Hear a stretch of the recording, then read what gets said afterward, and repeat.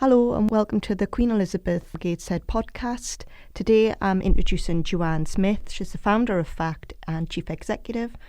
FACT stands for Fighting All Cancers Together, and it's Joanne who will share her incredible journey about how she came to creating this amazing charity, which initially just started off as a small voluntary group and has manifested into something so much bigger and has helped countless patients and families, carers within the North East. Hello Joanne and welcome. Hi Caroline, thank you very much for the opportunity to come along and talk to you. So FACT started after my own experience of breast cancer. I was diagnosed when I was 34, 2 small children. I was actually diagnosed on my daughter's 2nd birthday. My son was 7.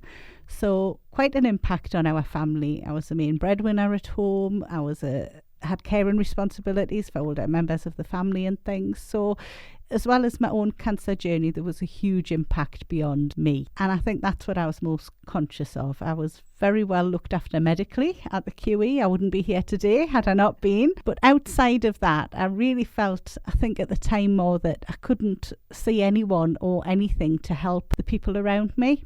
Whether it was my children, my husband, or the people who I needed to help me, there was no one helping them. So I thought as I came out of my treatment, I'd set up a little voluntary group and we could help anyone affected by any cancer in any way. For all my experience was breast cancer. I thought, no, any cancer and anybody, and we'll do the looking and the finding what they need, and that takes the burden off them. We can hand it to them on a plate and tell them where to go. So that was the original concept of FACT, a little voluntary signposting group that I would just dip in and out of as needed. So off we went, and very quickly we started getting lots of phone calls, emails. By this time I progressed from my living room floor to the spare bedroom, so that was quite a leap, I thought, at the time. And did you find, Joanne, people had the same sort of story what you had, found it difficult? Yes, yeah. People were sort of saying, I could really do with this, I could really do with that. Is anyone to talk to about this? Can I get advice about that? And so I thought, yes, I'll go and look, I'll find it. And that was where the stumbling block came, because I couldn't find it. And if I could find it, if a lot of big national organisations class places like Manchester and Sheffield as the north, and if you asked to go higher, we're getting told about things in Glasgow and Edinburgh and things, and this big black hole that's the northeast opened up in front of me. And I thought, right, I've got a big decision here. I either tell people it's not there, or it's there but it's a 5-hour round trip, or we do something about that. So we decided if we couldn't find it, we'd do it ourselves. Don't think I realised the impact of that decision then, or the enormity of it, and I don't think I realised the enormity of the decision today, 12 years later, because that really changed the whole dynamic of what FACT would end up being. So a lot of people came. We very much still work on that one-to-one basis. So for all we've grown in size and capacity and reach, we still treat people as we did in day one. A person, a family will come to us, we'll find out what they need, what are their real needs, and we'll address them. And it means that every cancer, every diagnosis is different. You could have 50 breast cancers, 50 lung cancers, 50 prostate cancers, and there will be a different clinical need, there'll be a different emotional, financial, care and responsibility need behind that diagnosis. So it's important that you don't just have a menu of services that people think, oh, well, that's all there is. So it's a very individualised. It is. It's a very bespoke service. And, we're often called people's FACT family. And I think that's one of the things, working as a breast care nurse, that when ladies have gone there, because it's a big step to go to somewhere that they've never been before. Absolutely. But I would say that the vast majority of ladies, once they've made that huge step and enter that door, that's exactly what they say. It's being a big part of a family. It is. And I think, the Northeast, and my personalities and the warmth that we give out. And I think that's what is obviously being told from a lot of the patients. Yeah, it's lovely feedback. I mean, we didn't name it the FACT family ourselves. It was a term that started to be used by service users, if you want an official word for them. And it came to me, it was actually when I was talking to the undertaker about my nana's funeral, and he kept looking at me as if to say, I know you from somewhere. So I said, yes, you do. I go to a lot of funerals. And he looked at me as I was really weird then. And I said, no, from work, I do represent a charity organisation. And he said, oh, which one? And I said, FACT. He said, oh, the FACT family. And I'd sort of heard it before, but I said, well, we're called FACT, Fighting All Cancers Together. He says, oh, I thought you were called the FACT family. And that is because that is how people had talked to him when he'd been looking after people who'd passed away or been bereaved. So that was really lovely. And I think hearing it in that context from a total stranger, totally removed from commenting on the organisation, it made me realise how people viewed us out in the world and how they talk about us and what we mean to them. And I think that very much then reflected the benchmark for our delivery. If it's not good enough for our family, our friends, it's not good enough as an organisation to provide. We want to keep that benchmark regardless of how many people are coming through the doors. So all of the services, they range from coffee mornings, family groups, we do craft classes, singing groups, reading groups. You don't get any investment, do you, at all? Do you get anything from the government? No statutory support, it's all fundraised. And if we want to do it, we'll have to raise the funds to do it, which is incredibly difficult the more you grow. We've got things that you'd expect a charity to have, a wig service, mastectomy wear. We do counselling, we've got befriending calls and groups, we do crisis support. We also do kindness kits where we help people financially affected by cancer. So it's a bit like a food bank, but it does anything: food, clothes, toiletries. We've sourced furniture for people, bedding for their bed when, there's been an elderly gentleman with no sheets on his bed when a nurse has visited. Things that have happened just as a incidental or a one-off conversation, but then you recognise that need in more people and people hear that you're doing it, so it becomes a service. Because it's expensive having cancer, isn't it? I don't It think is, people it quite is. understand that until you enter it, and the car park and the petrol, Absolutely. the heating. Yes. People at the minute are losing jobs and Yeah. incomes and things, and you sometimes need, the government doesn't hand out these benefits. You've got to go and seek them and need people like yourself to give them that direction. That's right. And a lot of people still don't qualify for benefits that are there. If you come from a traditional maybe 2-person employed household and one is off poorly and loses their wage, and then there's care and responsibilities and the other uses up all their compassionate leave or the holidays, and it can be a very quick slippery slope for people and very frightening. And it's often people who you wouldn't expect to be in financial difficulty, that on the surface they might live in quite a nice house, have a nice car on the drive, but their income to sustain that disappears very quickly. But because someone is still working, they're not entitled to anything. But their outgoings of the basics of the mortgage, of the things that they took on reasonably with 2 wages coming in, disappears overnight. So it's those sorts of families that often benefit from our kindness kits. It isn't means tested. It's not a big form to apply. Anyone can apply. It can be the healthcare professional, someone in the community, their neighbour, their family, their friend, or them themselves.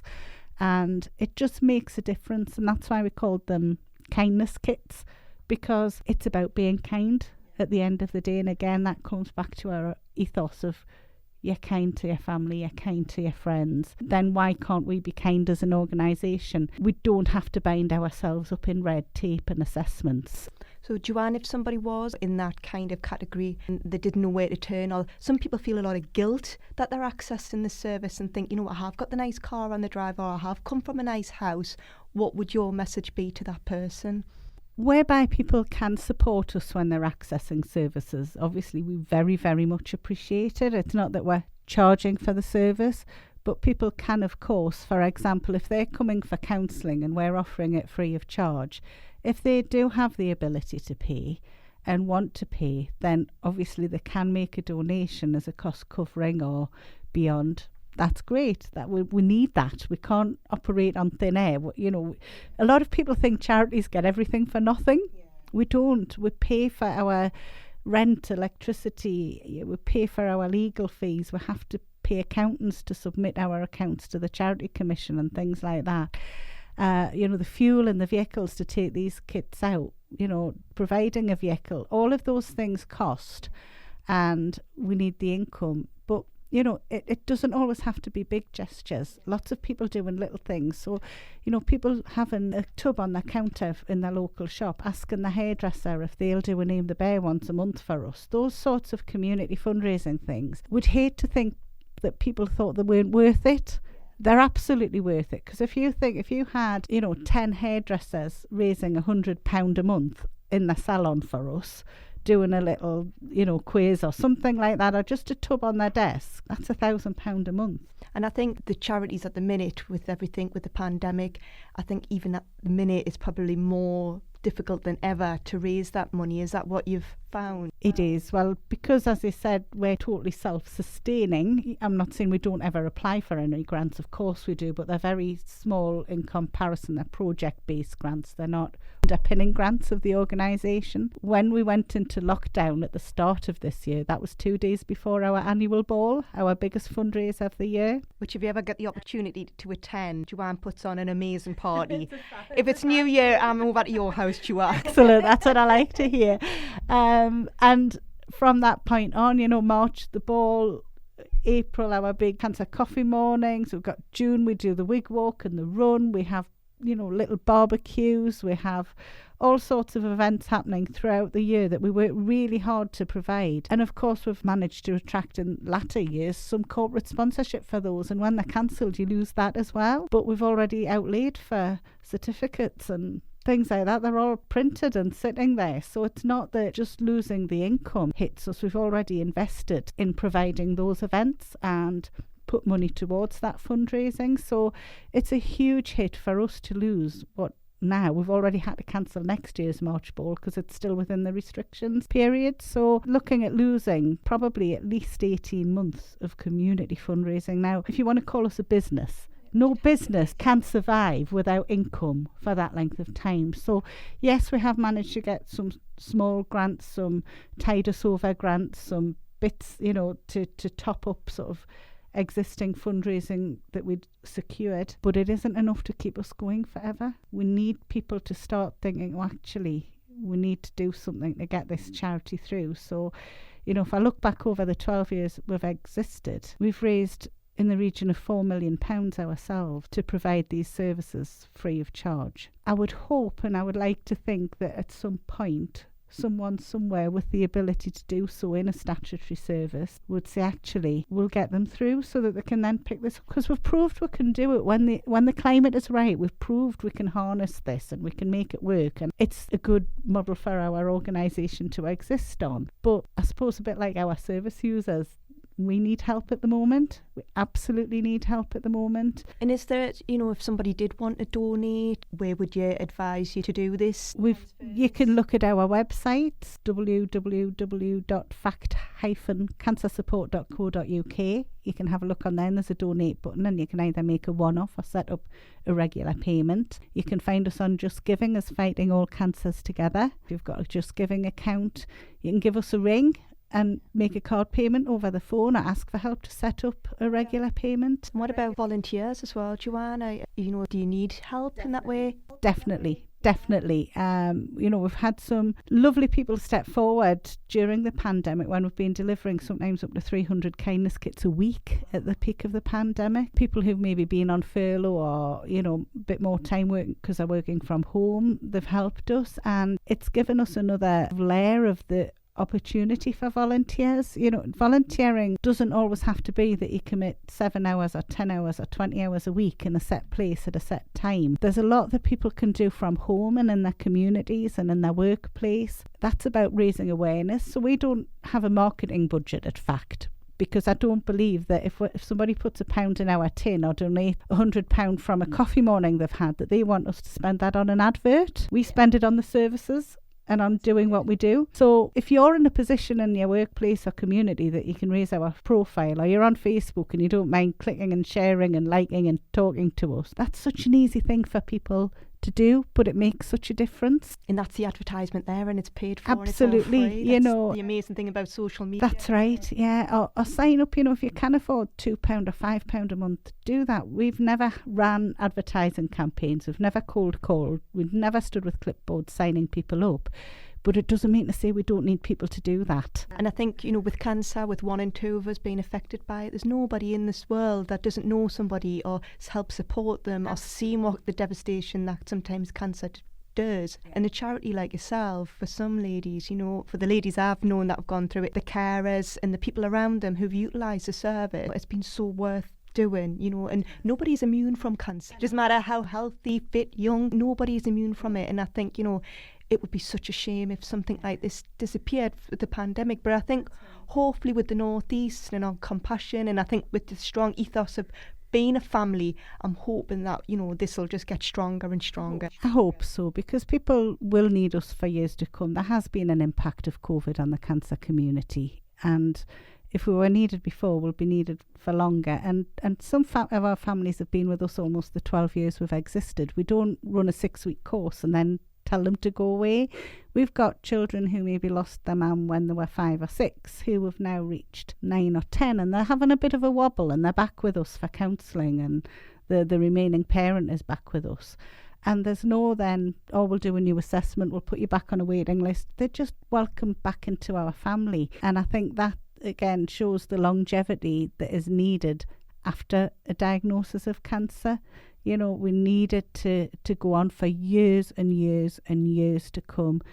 Cancer, as much as treatment's getting better, and I've seen an incredible advance since the treatment I had. It's absolutely amazing, but it's still there. And the reason we managed to keep some people alive is the impact of the treatment. And if you're going to be kept alive for longer, you need support for longer, not less. There's no time limit. There isn't, that, is there? And I think that's what people have got to remember, that everybody's so individual of how they cope with this and how they're affected by this. And I think being part of a family, there is no kind of there's no cut-off point. There isn't. No, you join us and you stay as long as you want, and you come and go as much or as little as you want. It's your family, and we're there for them, and we'll accept them on any level. Thank you so much, Joanne. That has been so informative. And again, can you just recap how to contact? Is there a telephone number? Yeah, the telephone number is 0191 442 0833. The website is www.fact- which is like a little takeaway sign, cancer support, written as one word, .co.uk, or Fact Cancer Support on Facebook. Oh, that's amazing. Thank you so much, Joanne, for coming today, and I'm sure a lot of people will appreciate that. Thank you. No problem. Thank you.